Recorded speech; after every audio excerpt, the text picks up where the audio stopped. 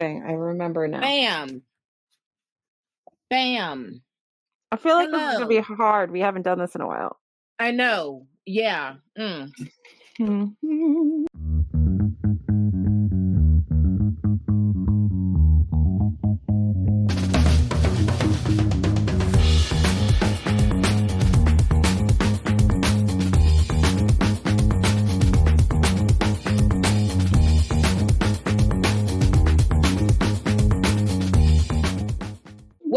Welcome back, listeners, to TBR Lowdown. You know what? Can you hold? No. Something's looking very cloudy. I don't know what's happening. This window to the left back of me, it's just like it's so bright. It'll make everything it'll make the lighting look cloudy. And so I always try to put a towel over the window to darken it a bit. Okay. So I don't look blown out. I wish somebody would blow me out. Just get rid of me. Take me down, folks. Oh my. Anyway, it's been a while. Do I need this light? Yeah, it has been a while. You can tell by how disjointed we are. Yeah, forgive us, folks. It's been a few weeks, but we're gonna get our crap together. You know, it's like riding a bike. You know, once you ride the first couple of blocks, it's like, oh, all right. You gotta fall off a bunch, and then you remember that sucks, and you stop doing that.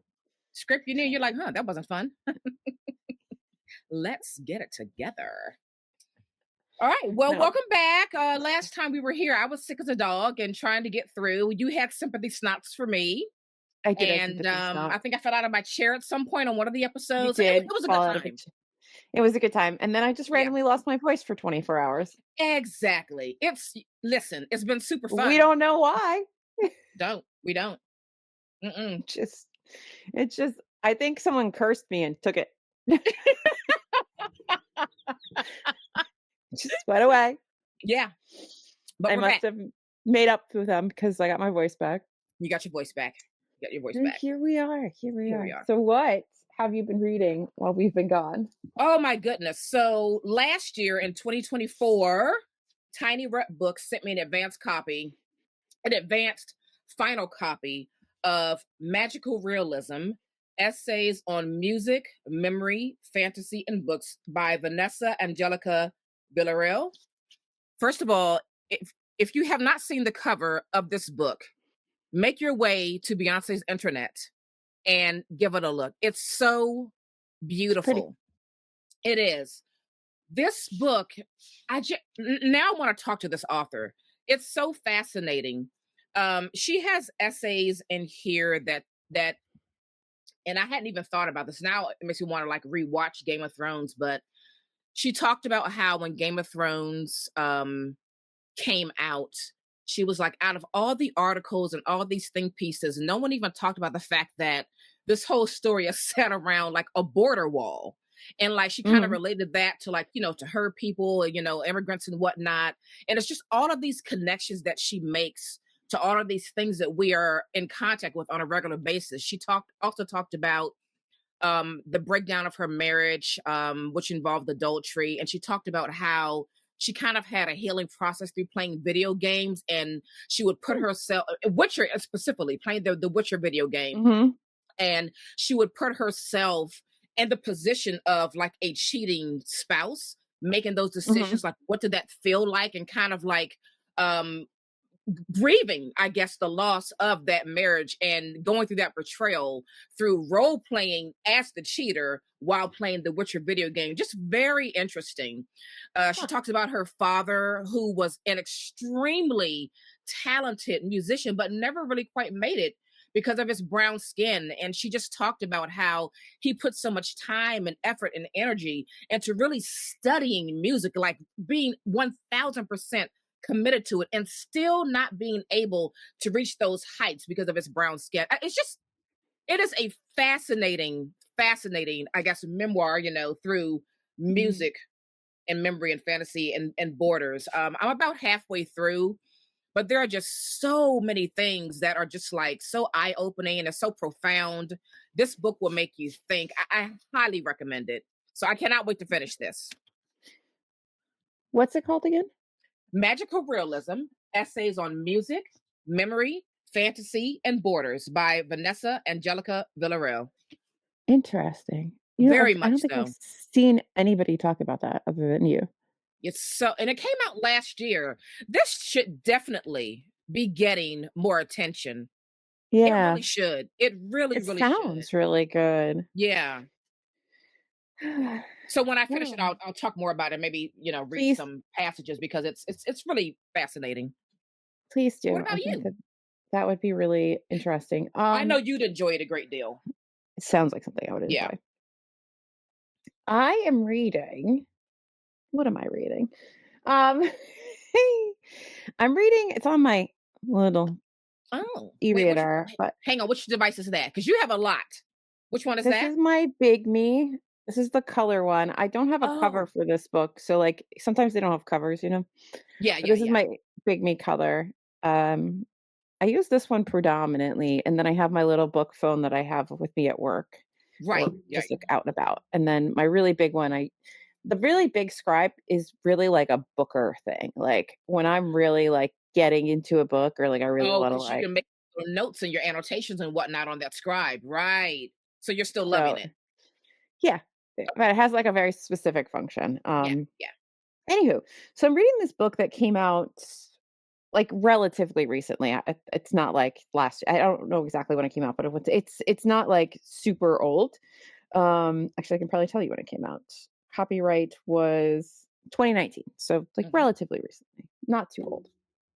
And it's called. I just threw this away. Like I know the name of Genius in Ink. How to read Virginia Woolf on how to read, and it's actually kind of so it's got some really interesting introductions Mm-hmm. about Virginia Woolf and her book reviewing work and Mm-hmm. how that kind of funnels into her as like an actual like writer.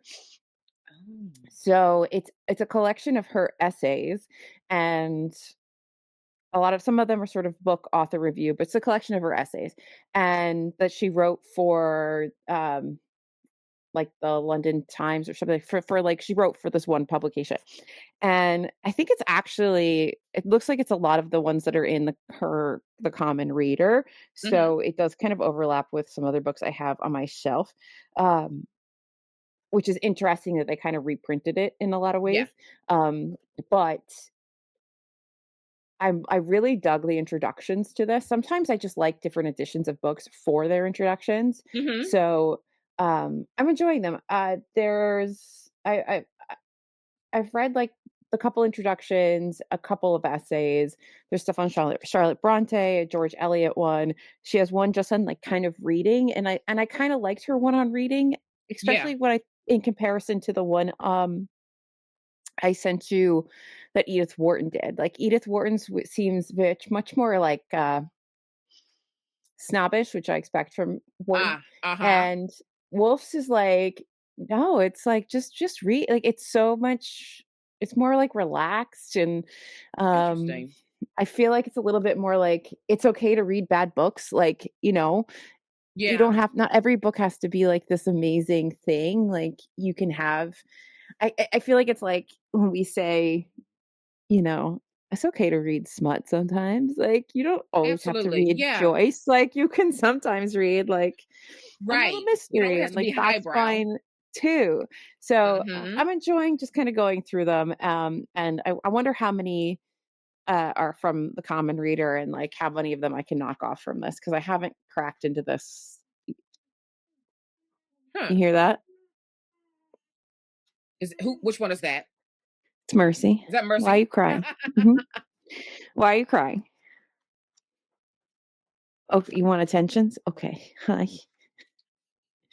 So I wonder how many of these I'll kind of knock off reading this. I'd have to sit Hmm. down and cross reference them. They're not in the same order, I've noticed. So I don't know how much that changes the way you take in these essays.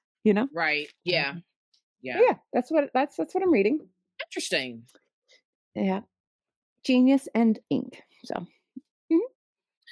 Well, before we move on, I would just like to say that somebody has a surprise coming to them in the mail. That someone is Alyssa. Me? Yeah. Today? Not today, but just expect it in Oh. the next week. Mhm. Oh, thank Yeah. you. It's something that could be for TBR Lowdown. Just in the moment, I had a thought, and I was like, huh, maybe she'll be into this. I'm going to send this to her. Yeah. I like surprises. I know. Look, what did I say? Trying to find and give joy I anywhere I can. know. Anywhere I This is can. what we were talking about this before we started recording. That life sucks and everything's awful, but we got to find joy where we can. Absolutely. We have to. We have to. Yeah. Yeah. All Gotta do right. something because otherwise it's Whew. not gonna be Drown City, good. baby. Drown City. And we don't want to do that. No, we don't. Oh, Mm-mm. I feel like I had a comment shout out I wanted to do. I love when you do comment shout outs. So we have by from Shelby Koning, may have said that wrong, Hi, on our Shelby. trans on our translated fiction starter pack. She says, or they say, appreciated the content and the unedited vital laughter. Feel better. That's to you. Off the top of my head, the books that come to mind first are Elena Knows, The Housekeeper and the Professor, I Who Have Never Known Men, Our Share of Night, and Tender is the Flesh. And that's a good starter pack. That Oh, is an now, excellent starter pack. if you follow me, you know how I feel about Our Share of Night and how deeply that book sank into my bones. I mean, I thought about and dreamed about that book for many, many months. I don't know what it was about that book that just would not leave me. But yeah, yeah, Interesting. yeah, I will be reading that in the fall. That's on my big books for the year. So I yeah. will finally read it and we can talk about it. It's a question because I am I am in the I am in the process of reading many mammoth books for the year. I've got probably 6 or 7 on the list. Are you currently reading many mammoths? And when I say mammoths, I'm talking about 800-page books. I don't know if they're all 800-page books or more. No, I picked 4 quarterly giant reads or like bigger difficult reads. So I'm Mhm. finishing The Magic Mountain. I'm at like 60 something percent. So that's got to get done by the end of March. And then I'm reading Mason Dixon in Mhm. Q2, which I'm realizing as we approach the end of March that I have to read Pynchon again. Um, and I'm just mentally preparing myself for that experience. Uh, Fall is Our Share of Night, and then winter is the biggest book. It's over 1,100 pages. Hold on.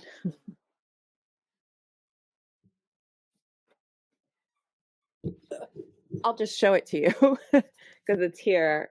Ah. It's you were collecting these for me. You got me 2 of them. This is the Penguin bind up.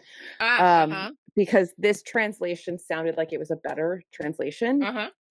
I don't know. This is a newer translation, and this is Kristen Lavenstadter. It's like Oh, I think yes. it's like a Norwegian epic. Mhm. Yeah. I think it's set in like the 13th century or something like that, or the 11th Yeah. century. I don't. A long time ago. So Mhm. this is how I'm ending the year. Okay. Hmm. Yeah. All right. I was just curious because I was at home Why? like, well, because I was like looking at my mammoth book lineup, and I was like, I wanted to listen in the middle of any mammoth books for the year. So I just thought I'm I'd. trying to be reasonable. I am not being reasonable, and that's Well, because fine.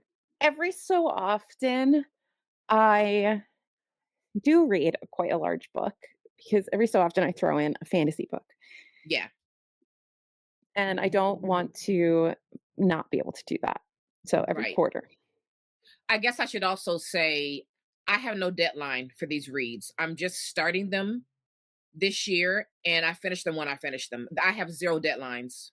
I just felt like that was like a reasonable amount of time. 3 Yeah. months is a reasonable amount of time. Yeah. So Yeah. I have no deadlines. though Okay. So my decision to start this was a little late, so I don't think I had a full 3 months for Magic Mountain, which I probably would have wanted because it's not that, like, it's not readable. It's just it's very long and Yeah. it's not, like, plotty or anything, so you're not really Hmm. getting swept up in a story. You're just kind of listening to these people philosophize, Got and it it. can be quite engaging, but it's also not always what you wanna be doing. Right. Um, like, sometimes you wanna read something a little bit more exciting, like, Right. I was thinking about I was doing some reading before we started recording, and, um, so, like, there's a Virginia Woolf essay on being ill that I didn't Mm. particularly enjoy. I thought it could have been a little bit better. She's written better essays, but, the general gist of it is, like, there isn't a lot of, like, illness fiction. Illness isn't, like, well represented, like, all this stuff, and I'm thinking, "Oh god, if she had just waited for the Right. magic, if she could have just not drowned herself in that river and Right. gotten to the magic mountain, Yeah. perhaps she Yeah. would have, found something that fulfilled that, like, Yeah. For lack that sure. she was feeling, because, I Hmm. mean, there's so much of it is just about I mean, it's about a lot of things, it's about, like, everything, but there is a lot of discussion of illness. There's a lot of, like, just, like, what does it mean to be ill? Like, there's kind of, like, a catchingness of illness, not just, like, because you can catch somebody else's illness, but, Hmm. like, more of a, like, a psychological catching of Okay. So somebody's it's the physical and the illness. mental. Yeah, it's very interesting, but again, it's not overly plotty. The characters are Yeah. interesting, but not like I don't know. I don't know if you necessarily I don't necessarily fall in love with them. I just kind of enjoy them when I'm with them, but I'm Yeah. not, like, eagerly awaiting, to return to the story. I understand that. I understand that. Yeah. Okay. I was just very curious. Okay. That's my All answer to right. that. I love it. It's long-winded I love in it. surrealistic fashion. Mhm. All right. So what are we here to talk about? Well, we are here to talk about our I had the answering song. The Here to insanity talk runs deep. about it does. We are here to talk about our January, February book club read, which is The Impatient by, and I never Okay, stopped to I'm figure gonna out how to pronounce say this name. Djaili Amadou Amala. Probably wrong, but that's the closest my mouth can do. Right. And Yep, this is, hold that up, 'cause I'm going to get a screenshot. And this is translated from, French. I was just waiting for it to record. Sorry. This is translated from the French from Emma Ramadan. I think I've read other books translated by her as well. Oh, our mouths are open. Perfect. Okay, great. And that's screenshot. I love it. So yeah, so this Bear is our, bear with us. We are special today. Okay. we are Yes, very this is special what today. A little off. we kicked off the year with our like, yearly book club choices with The Mm-hmm. Impatient. And I was shocked at how short this was Yes. because I did not realize it was such a I mean, I think it's truly a novella. Yeah. Um, but I mean, I was furious throughout most of this. I wanted, first of Furious. all, yeah, I was, and for the folks, this book is only 157 pages, and I was punching the sky the whole way through. Mhm. Just punching the sky. Yeah, filled with rage. Filled with Yeah. I rage. mean, it's definitely a book that's not gonna make you happy about any, like, heavily patriarchal society. For Um, sure. especially one that uses, like, religion to, like, Mm-hmm. support their their terrible ways. Yeah, Um, exactly.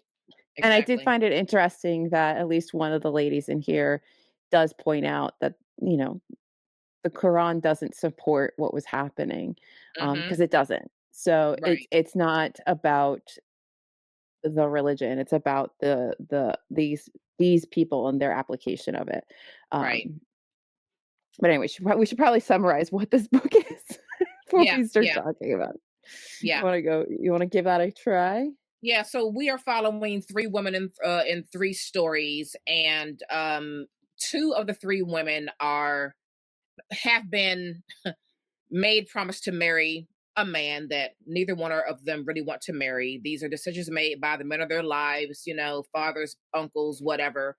And these one are absolutely not happy about it. And one of them is quite terrified of the man that she's been made to marry. And then the other story is about the first wife of one of the men, one of these women is getting ready to marry. And Hmm. so we see how all of these women, I don't know, somewhat try to come to grips with this new situation. And we see the constant battle within themselves to try to figure out either how to escape it or how to learn how to deal with it, in the midst of also trying to deal with their families full on pushing of them remaining in these marriages, even though these marriages either are not safe or just the fact that they're just simply miserable. And man, a lot of things unfold quite quickly. Things get a little crazy, and just hearing how these women are just forced to just put up and shut up is They have to just be so patient. enraging. They have to Be be patient. patient. Be patient. So Be patient. that's essentially what this book is about. And we're going to break it down. Yeah, I mean, I think for me, I think there were so many I kept thinking of so many different ways that people use religious doctrine to justify terrible stuff. Yes. Um, and how the people that are suffering from it, like how agentless you were. All of these women had no they were just they couldn't there was nowhere to go. Like nobody, they were just so they had to be resigned to their fate, right? There was no support system. There was nothing. Even if they did try to seek support from a family member, they would be returned right back to the situation or told that they were doing something wrong by not being patient and putting up with Right. it, right? And Or if these they dare leave, they send out the guards to go hunt these women down to bring them back. yes, unless the man decides that they no longer want Right. them, and then they can just like Basically write discard you off, them. quote unquote, free you. Yeah. So, there's 3 women. There's Ramla, who is wants she just wants to be educated. She has a thirst for, like, knowledge and life and, um, the freedom that that could bring her. She is in love with somebody who wanted to marry her, and Hmm. the family said, "Oh, actually, we have this better person for you." Right. Um, And we should note that they were initially they engaged were to be engaged. married. So the family breaks off this engagement so she can marry this, like, better positioned because women are just tools to position you within society, right? So, Right. And to prop up um, the family. correct. Yes. So, and it's important to note that, I mean, this is set in Cameroon.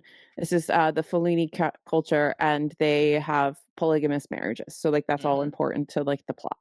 So Ramla and Hindu, who are like sisters Yeah. technically Yes. from different mothers, they Right. are both getting married on the same day. But Hmm. Hindu is getting married to, while Ramla is getting married off to what is actually a successful businessman to be a second wife. Hmm. Um, Hindu is being married off to somebody who's like known to be like a drunk, like not a great guy. I think they're marrying her to him really to like they think for some reason marriage will somehow make this guy less terrible. Right. Because that's ever He's worked. monstrous. He's He's monstrous. a horrible Yeah. beast of a human being, and And he is a whore as well. oh, he's awful.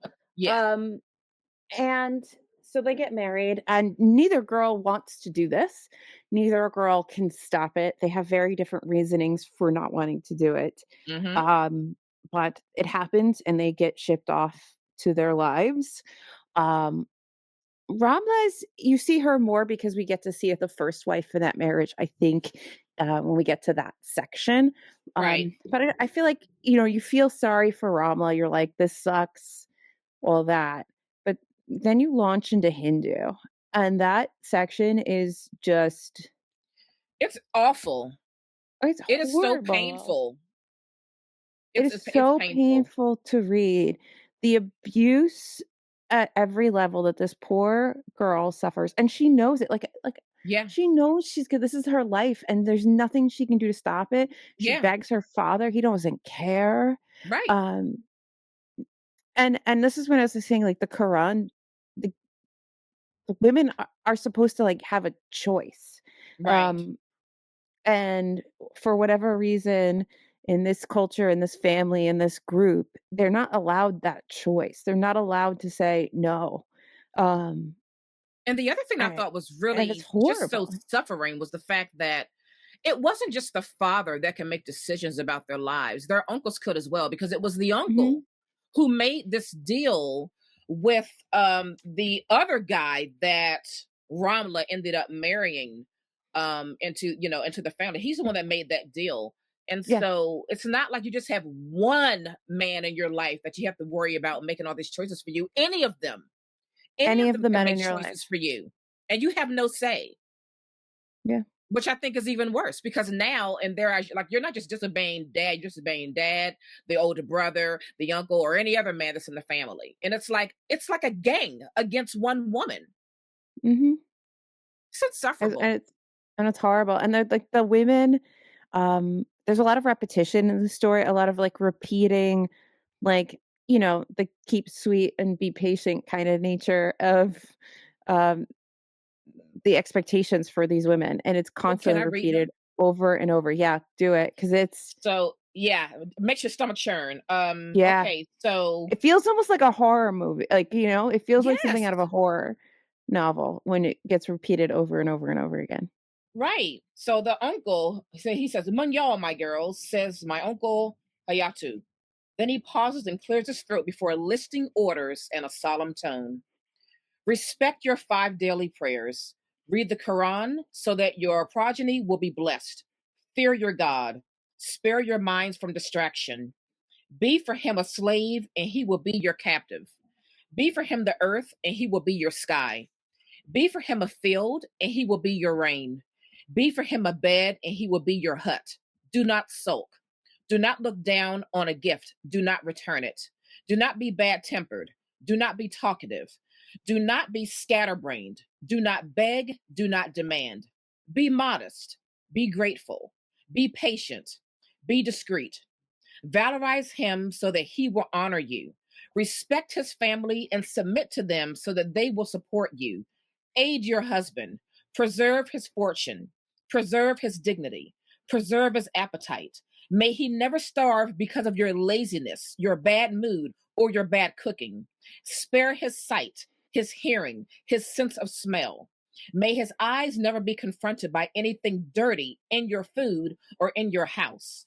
May his ears never hear obscenities or insults coming from your mouth.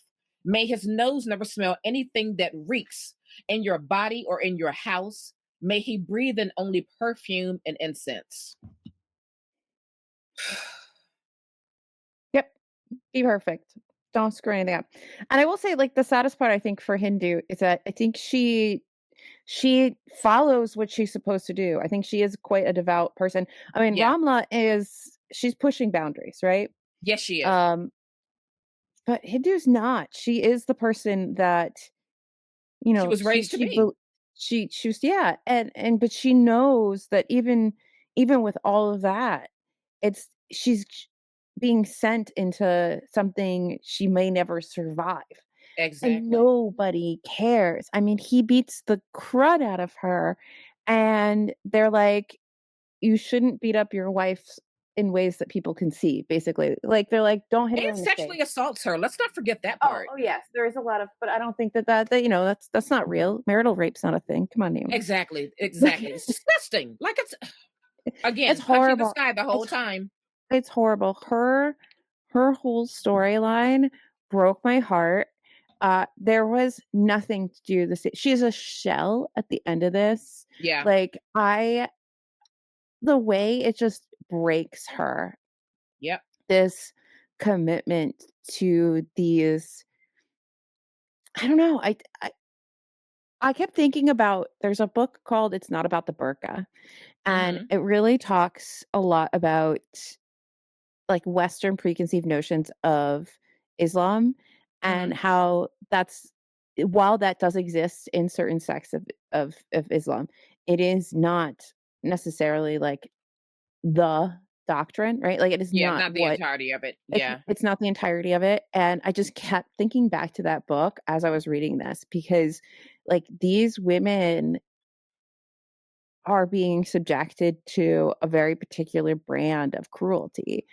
And you see it in Christianity too. You see it in other Oh, whenever you absolutely. move into these, somebody takes a doctrine and just doubles and triples down to their own personal kind of gain, like it only serves these men to have these Yes. women be submissive, um, and like wait on them and cater to their Mhm. lives and never say no to their advances, never be able Right. to like do anything about anything that they do. They're just going to like be there in their women areas Yep. and be available to them. Yeah. And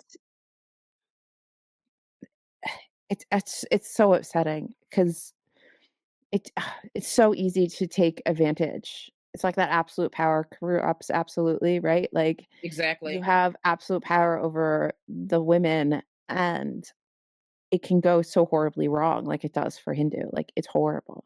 Because what do they have? It's not like they have jobs and financial independence.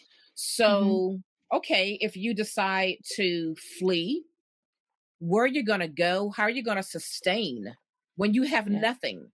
Your fathers and or your uncles or brother or whatever, they have been the ones that have been providing you with some sort of allowance for you Mhm. to, buy whatever needs that you have. But outside of that, you don't have anything. It's really hard to leave when you don't have anything. You need some sort of financial support. So in many ways, they are just stuck. You would definitely have to rely on the kindness of a stranger to take you in and to help you. Or you need an enormously well executed plan like Rama. Right. You Or know, you need, right, exactly. Or you exactly. need one person in your corner. Yeah. Um, but I do think that, I mean, you do see two very different marriages Yeah. because I don't think that Ramla and Sapphira, their husband, is horrible. I mean, he's not great. Like when he gets angry, he's not great. But in Right. general, he was a fairly level headed, fairly kind person, Yeah. He just didn't want you to defy him. especially after reading Hindu, right? So like it's Hmm. not like everything is exactly the same, but even with a tolerant, more loving husband, the system that you're living under Hmm. is still abusive and oppressive and hurts you. And Because it was, when yeah. Hmm. Sapphira messes, because she's so mad that she has a second wife, because she's been a first wife for like years, And and this she young takes girl. pride in that position. See, Hmm. she likes the system. She likes her position as the Hmm. first wife, and she felt quite threatened and Yeah, beyond angry that he would dare to bring in a second wife. And she was the first wife for what, 16 or so years? for A long time. a long time. And so then this young girl shows up, and the jealousy among the women, which is another big thing. So like you don't even have Yeah. camaraderie amongst the women because there is this, I don't know, cultivation of jealousy between the women around the husband It's a and power around, dynamic between the yeah, wives. and around the like the blessings from the husband, right? Yeah. Yeah. So you don't even have like a sisterhood to rely on. Not a real one.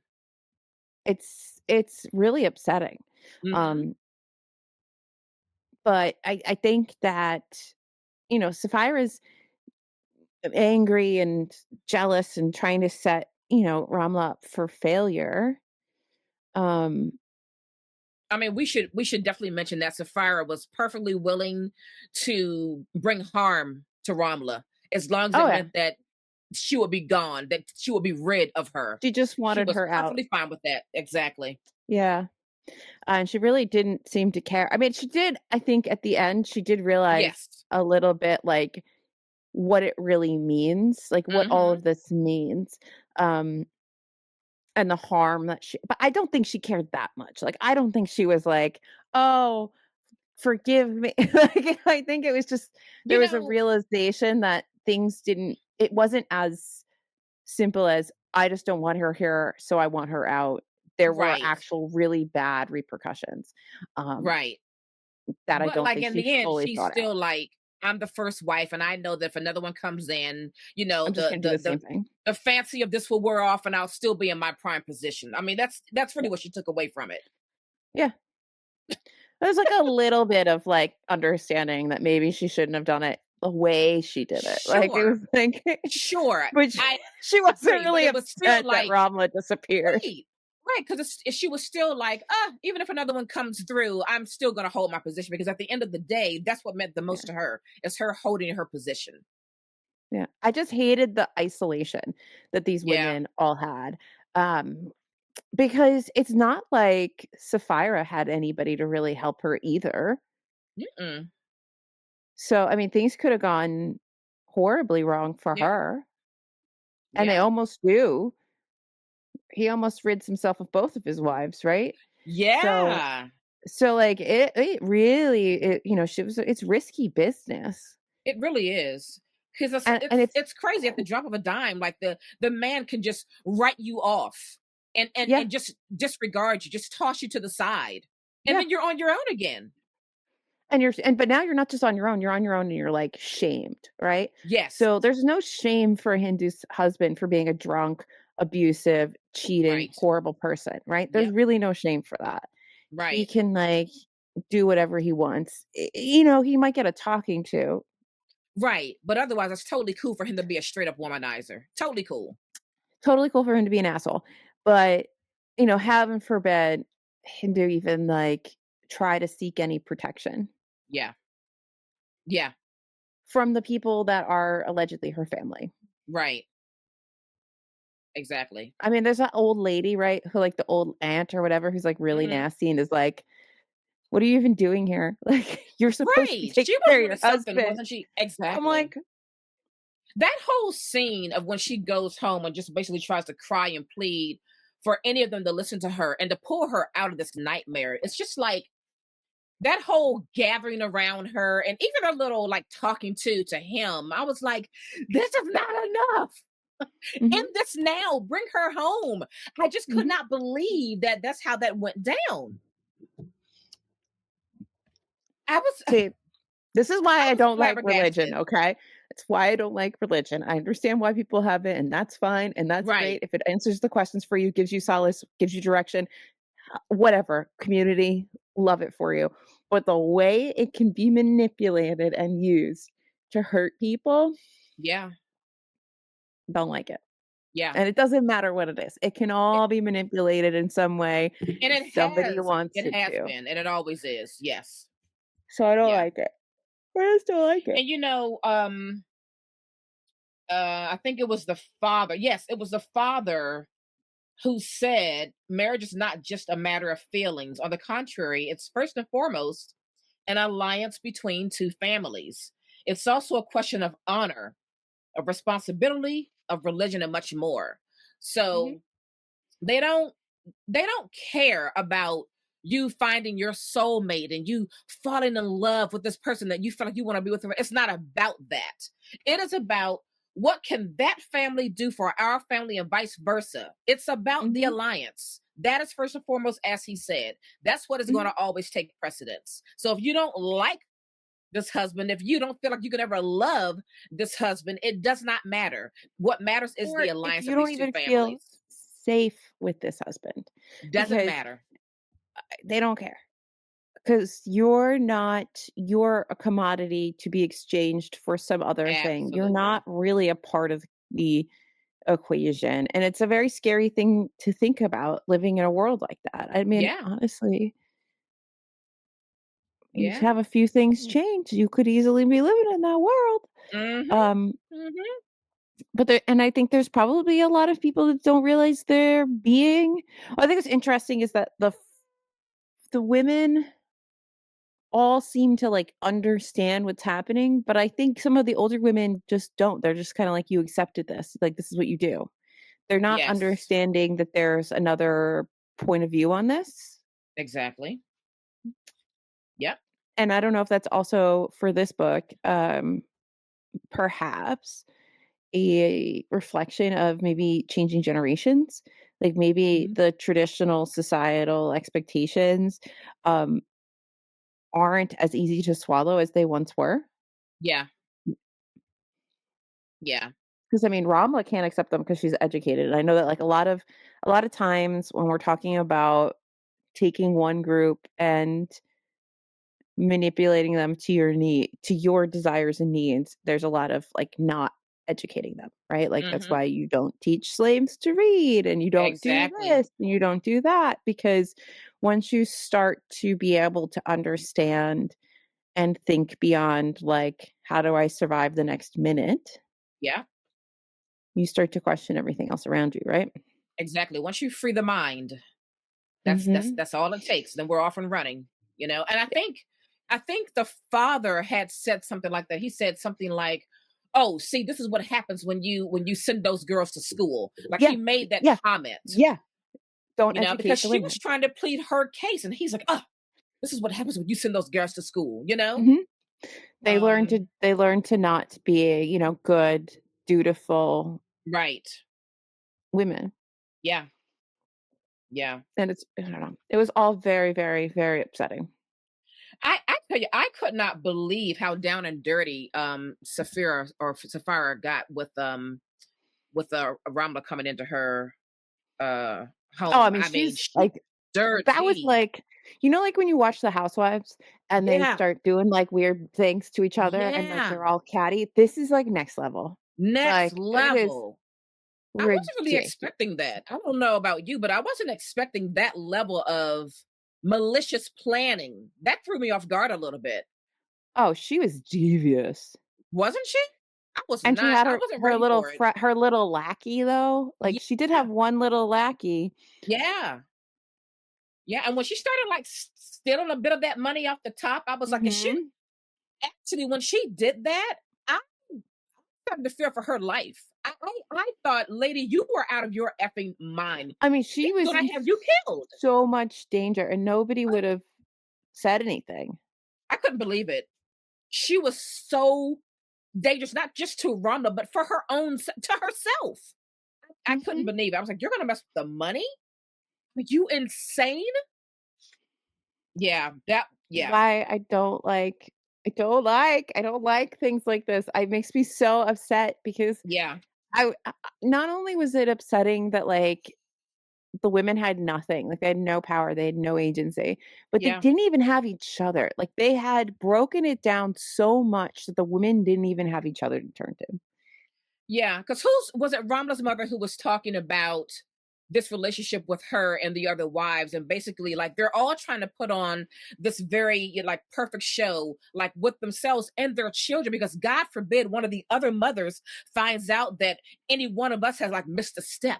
It's an Mhm. embarrassment. They may tell the husband. They're going to chatter Mhm. amongst themselves about the embarrassment that we just caught. Like I, I was like, this is too much pressure. This is Mhm. entirely too much pressure. You can't even be free to just like even try to build some kind of connection with these other women because y'all are in it for the long haul. You all have children, or your children are siblings, and you can't even find any peace amongst yourselves to build some kind of a solid sisterhood because you're still competing with one another on a daily basis, Mhm. and you're Mhm. bringing that onto your children too. Because you want your children to be favored, because if your children are favored, then you're favored, and then it's Exactly. just sick. It's To it's me, it's wild. sick, okay? If any polygamous people are watching, I don't know what to say. I was just thinking when I was reading this, is like I don't know how you all are thriving. This is entirely too much mental pressure. But also, like, reading this as a Western woman, Yeah. we have a totally different concept of life and what Yeah. it can look like and experiences and like Also, we have we know financial independence. yeah, we know something different, right? Like Yep. if you don't know any different, Yeah. even if you feel something is wrong, you might not know how to articulate it, what to do about it, how to fix it. Like, you just kind of like, yeah, it's not great, but like, I gotta survive. Like, Right. Yeah. Yeah. Whereas if you tried to make one of us do this, Good luck. I'd be returned so fast. Right. It's like, get her out of here because the claws would be out immediately. Yeah. Hmm. You know what other part I thought was sad? The first man that Ronald was engaged to marry, uh, he kind of sank into a little depression too. Yeah, because he You really know? loved her. I think they genuinely had a Yeah. connection, like Yeah. on a real level, not just a Yes. business transaction. Mm-hmm. And he's sad to lose her. Yeah. Yeah. And I don't And, think you expect when someone accepts your engagement that it's not going to happen, and that it's not going to happen because like the dad decides to make a better deal. right. Because You didn't know? he go to the father and basically say, like, what the F? Like, we had Hmm. an agreement, what, like, she was promised to Hmm. me. So Hmm. what the F happened? Which I thought was very bold. Hey, fight for your woman, right? Yeah. But just the way that they were Not like, that it did oh, any well, too good. bad. My brother made another deal with somebody better than you, so deal with it.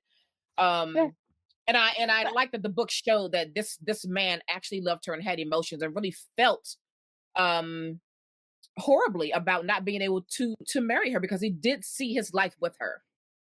But it also shows that to some extent the men don't really have a lot of power either, because it's not like, other than this guy who saw Ramla and was like, "Oh, I kind of want her."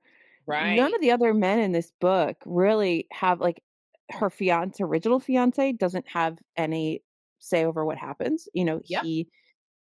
He loses her. Yep. Um Hindu's husband, he didn't pick this. This was Right. thrust on He him. definitely has no power.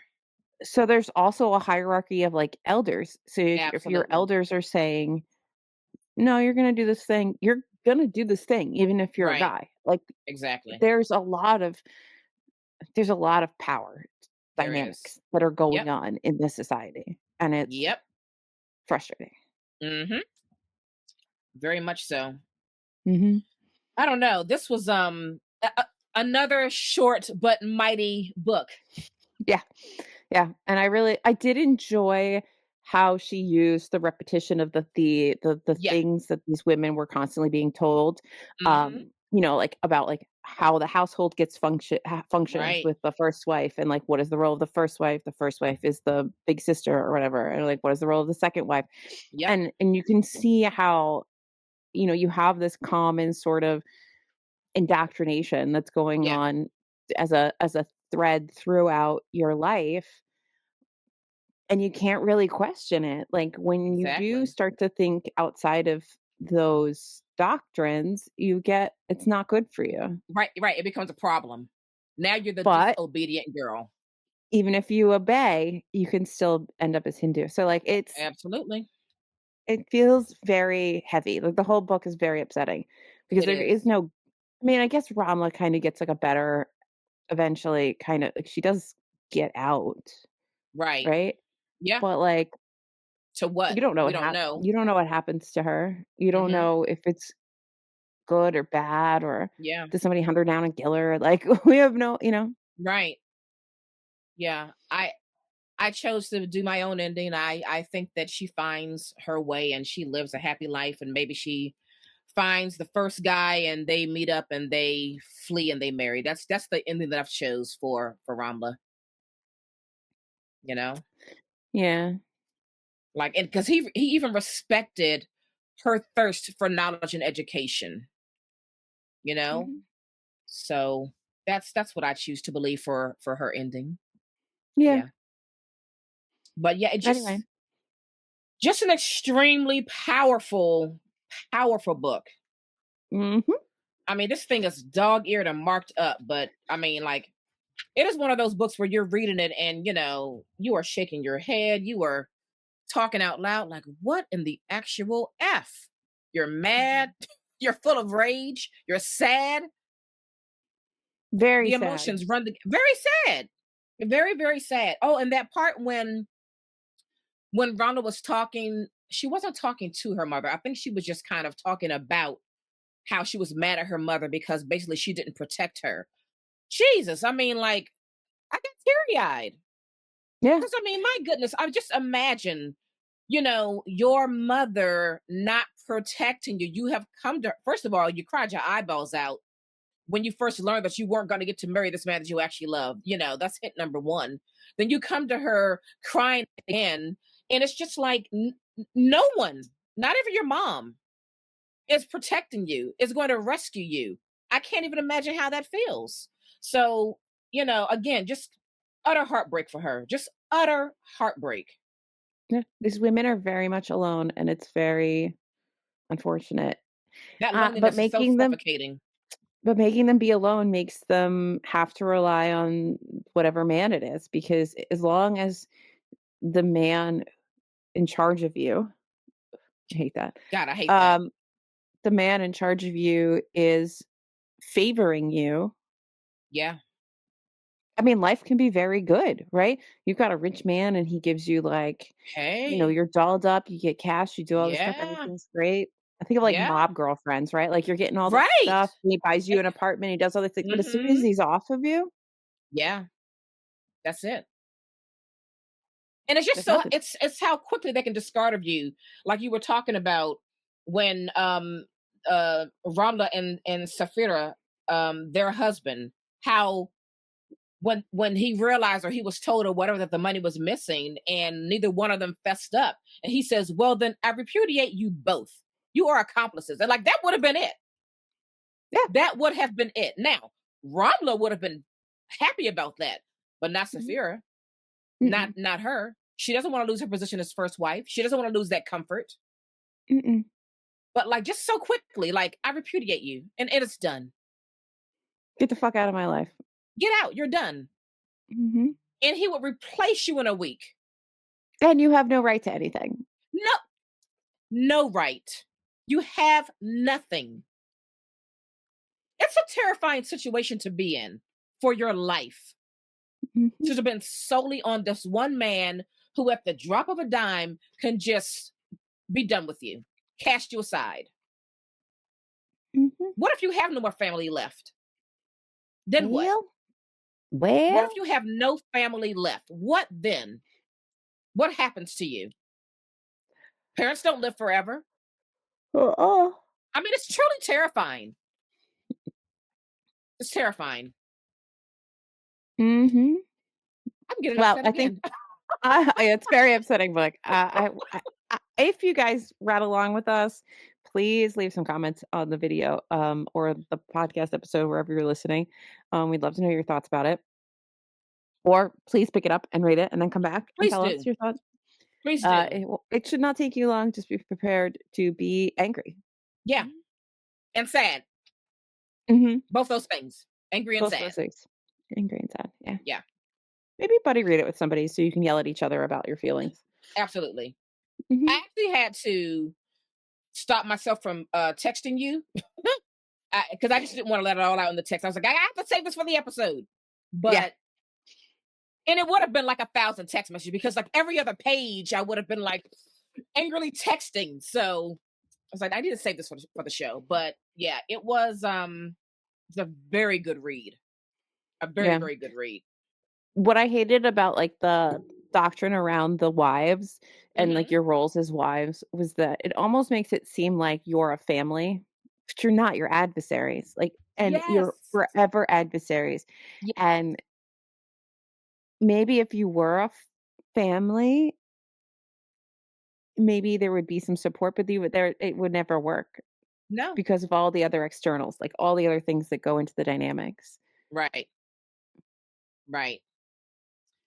And I'm I, sure there are polygamists, whatever families that are better functioning than the ones that are in this book is probably I the mean, best way I could say that. But I don't maybe. think you can have a system where there's all these hierarchies, all these power dynamics, all these things, Yep. and have contentness in your Yeah. household. Exactly. Exactly. Unless you're the person who's in charge of it all, and then maybe you do, because everybody Right. is doing everything for you. And that's the husband. Mhm. This is making me want to rewatch Big Love on HBO. I keep thinking about Sister Wives Yeah. I because might go back and rewatch Big Love. they've all, like, left Cody except for the last wife that came in because he is that terrible. Is this a reality show? You've never watched Sister Wives? I don't watch reality TV unless it's those real estate ones. You know, Oh, I just no. like the real estate ones. Do I need to watch this? Yeah, there's, like, years of episodes. Are you serious? It's gonna piss me Yes, off this though, has been right? going on s yes. I think it may have started before I was married. What?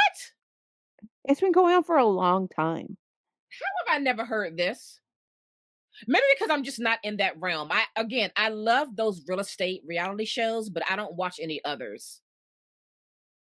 Okay, Oh, I'm Naomi, gonna have to you see have an what assignment. You I have an have to go. assignment. I'll check it out for sure. Okay, you have an I will assignment. check it out. Have you ever watched Big Love on HBO?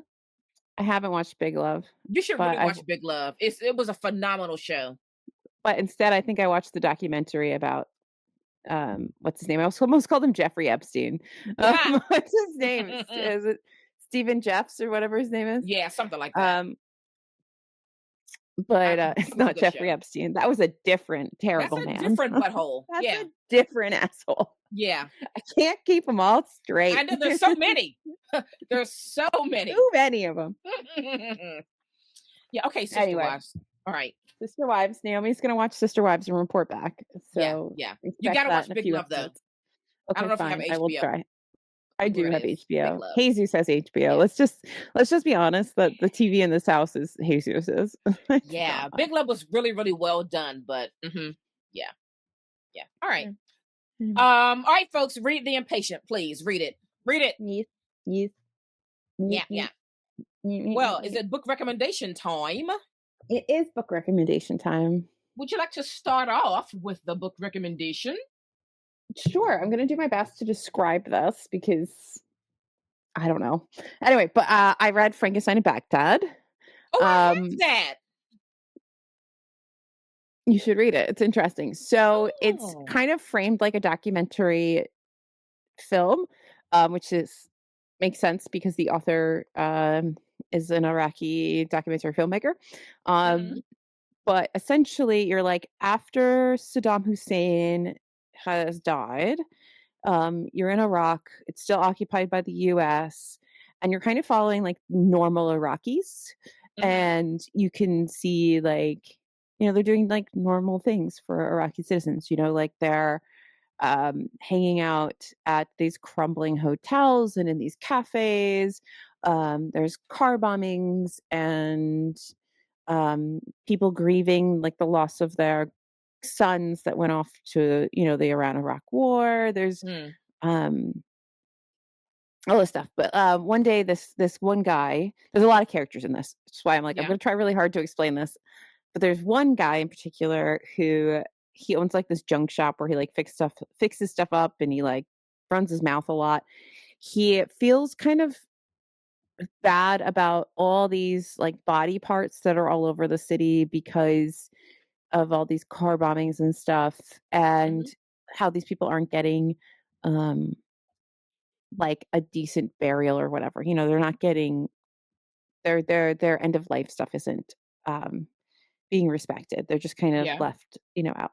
So he assembles his own Frankenstein of all these body parts, and presumably to like do something for them and be like goodbye to all these bits of people, right? Right. But one day the Frankenstein gets up just magically. It's kind of a divine magical thing instead of like trying to use science like Mary Shelley, Mm-hmm. and walks away, disappears. And now this Frankenstein is kind of stalking Baghdad. And there's this like secret police thing in Baghdad, which is like kind of a funny little thing because they use like astrologers and all these other things to like, report and all that. So it's Right. it's an interesting little story.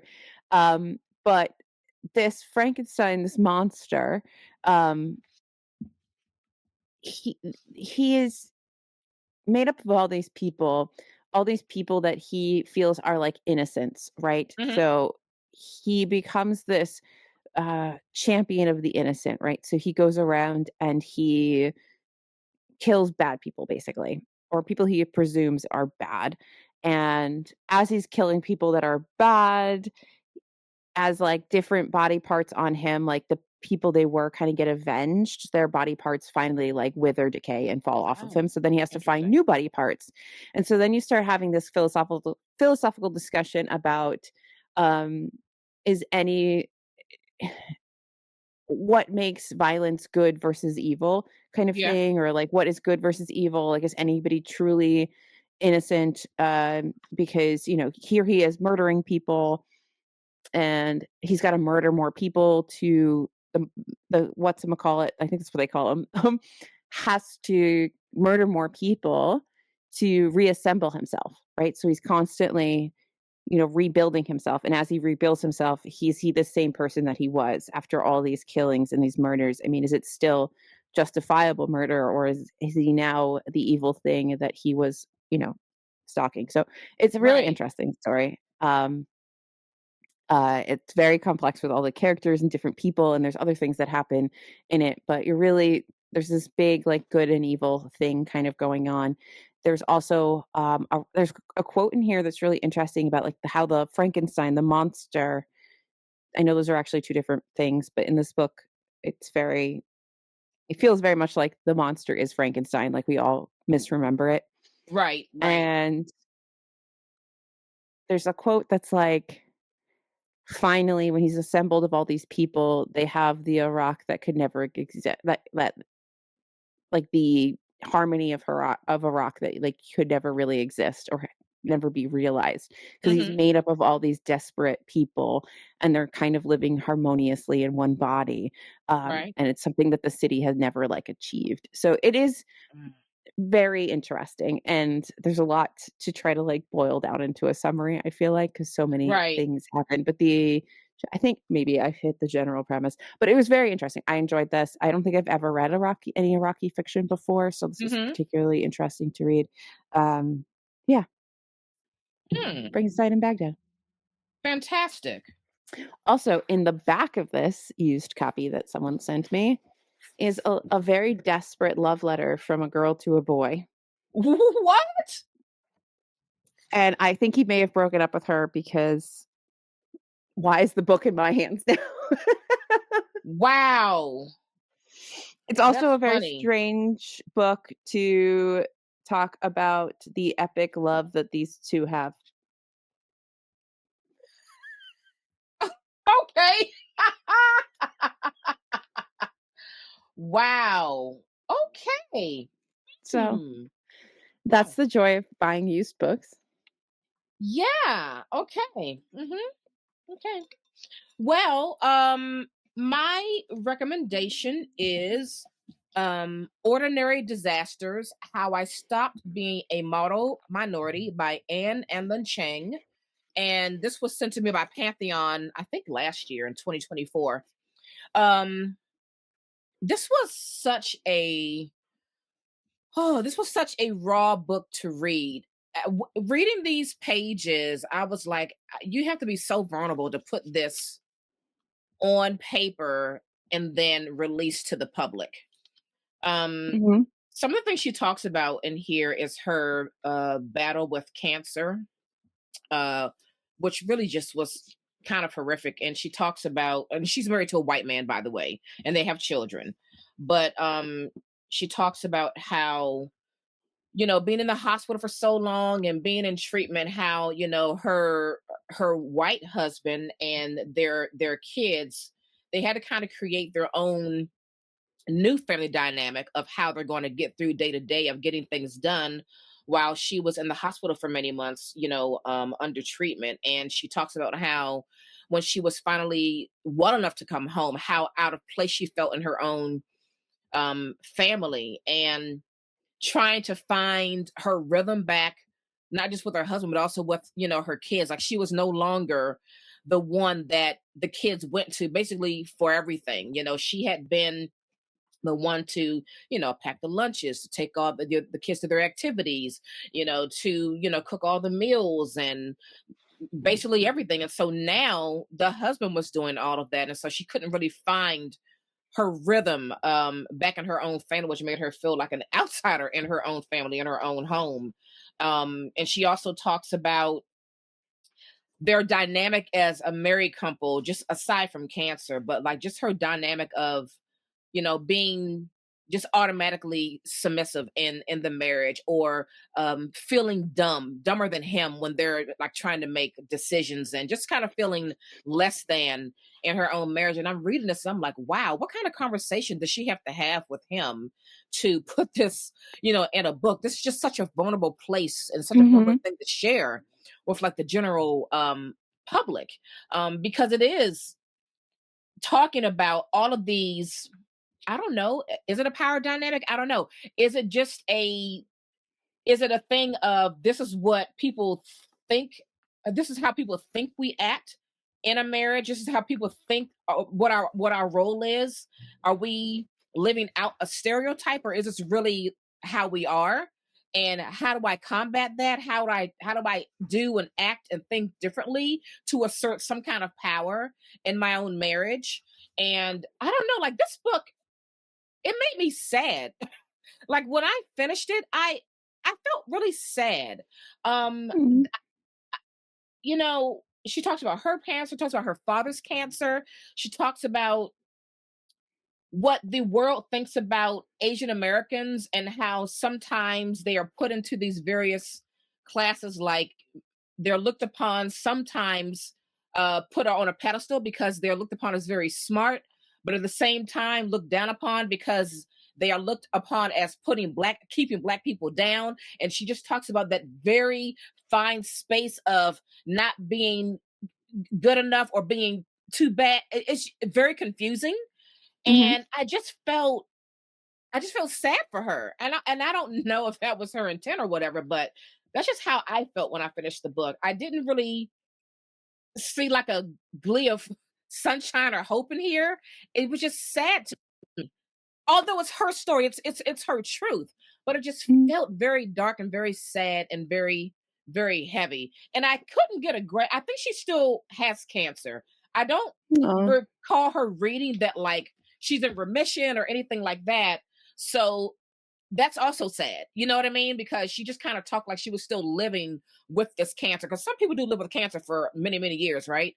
Yeah. Depends So on I what kind think of that cancer, she's how fast it is. Yeah. right. So I think she's still living with it, but it is one of the most vulnerable reads I've ever come across. And I do recommend it. It just made me sad. There's a lot of sad things in here. But I guess I don't know. I want to give her like some kind of a medal for putting this all on the page and then sharing this with the public, because it's just so deeply personal, especially the things about Yeah. her own marriage. I I wonder don't if know. maybe the husband promised not to read it until she was gone. Oh, ah, or perhaps he agrees. But Or I maybe was he very knows it all curious. already. Yeah, I was just very curious. Like, is this something that was new to him, or is this something they've talked about before as a married couple? It's just so personal. You know what I mean? It's just Mhm. so deeply personal. But yeah, I devoured this. I devoured it though. You know what I mean? But I was Mhm. truly sad at the end. Anyway, that's Ordinary Disasters: How I Stopped Being a Model Minority by Anlin Cheng. Thanks again, Pantheon, for sending me this book. And if you wanna be depressed, go read it. Go read it. I think it's good to read, just to hear her thoughts on what it feels like to be an Asian American, and one who is in an interracial marriage and raising interracial children. I think it's important. Yeah. Everything's not going to make us feel happy at the end. Sometimes you're going to feel sad. I mean, that's life, baby. Pretty much. Pretty much. Yeah. Yeah. Anywho. Anywho, Anywho. well, that's gonna do it for us. We got some more recording to do. So follow us everywhere at TBR Lowdown. Visit our website at tbrlowdown.com. And please, it would be so kind of you to leave us a review wherever you listen to podcasts, and also subscribe to our YouTube channel, TBR Lowdown, of course. Yeah, that's gonna do it for us. I think we've done our job here. We're out of here. Bye. Bye.